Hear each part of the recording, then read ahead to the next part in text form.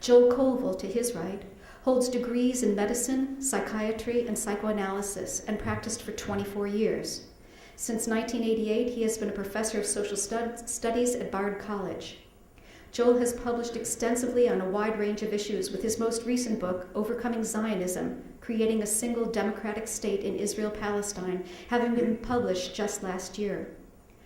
We were talking earlier, we had a lovely meeting in this beautiful town earlier over brunch, and a lot of discussion came up about Zionism and its status in various countries.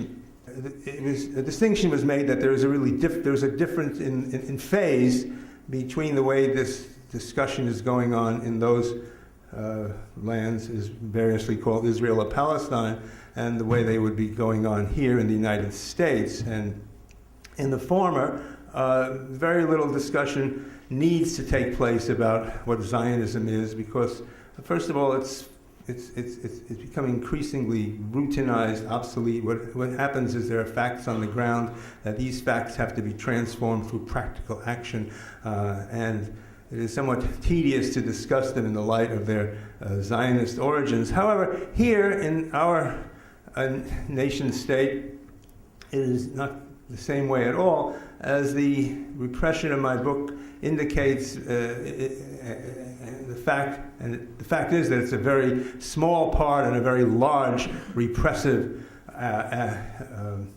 apparatus.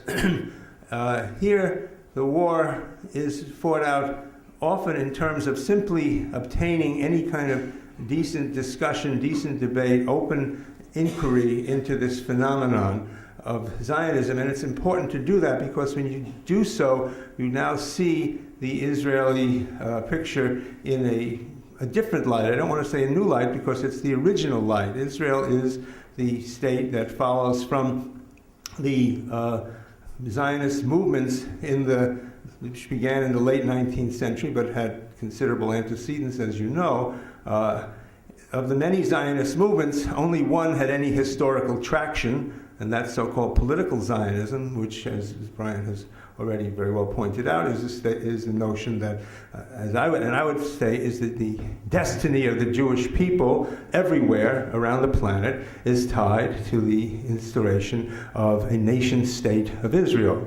Now, there are many other forms taken by Zionism, but that's the only one that had any traction, because the idea of Zionism had certain profound contradictions inherent in it from the very beginning, and the only way those contradictions could be moved was through force.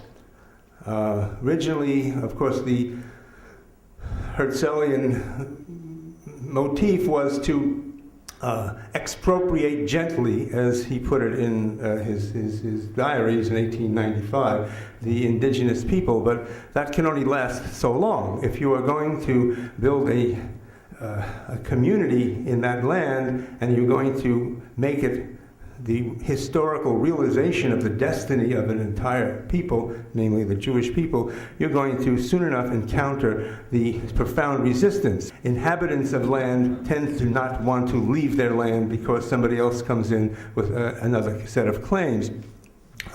So it was, of course, that Jewish communities existed in Palestine or the Holy Land from time immemorial, straight through from the end of the Second Temple in the first century to the present. But they lived as communities within an ecumene of other peoples, Christian, Muslim, indeed, many different forms, and they were considered harmless because they indeed were. But the taking of the land for a nation state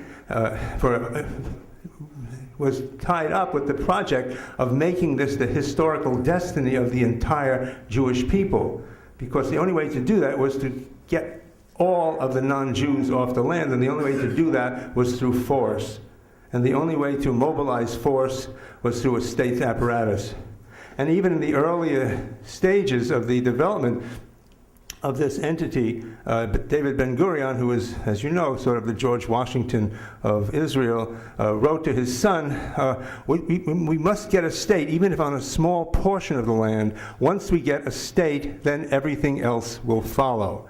So the state of Israel is born out of the Zionist impulse and bears that impulse on its shoulders and also implements it through ever increasing kinds of violence, in my view. And in the chapter of my book about the history of Zionism, and the chapter is the title, I'm happy with the title, the Unnatural History of a Bad Idea.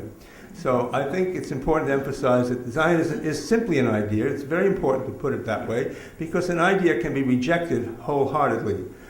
Whether people adapt to the idea or not has many, many subtleties, nuances, but an idea is a proposition that has definite implications. And, for instance, if you say it's all right for human beings to own other human beings, you can say that's a really bad idea, and it's equivalently bad idea to say that the historical destiny of the Jewish people is to have a homeland in historic Palestine, because such a homeland involves the expropriation or ethnic cleansing of the indigenous people. That's a truly bad idea. It's bad in several aspects of the word bad. It's logically wrong, because the state in question is supposed to be a democratic state.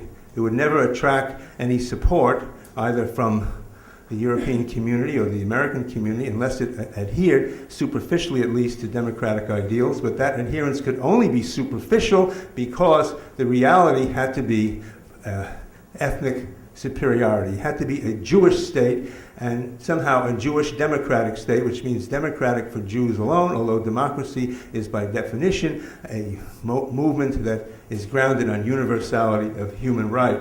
And so logically it is a bad idea. Morally, of course, it's an extremely bad idea, because it involves the degradation and the expropriation, not gentle but eventually violent, necessarily violent and increasingly terroristic, as any history of Israel will tell you, of the indigenous people. And significantly, that is a process that has to continue. It can never achieve any form of balance or equilibrium.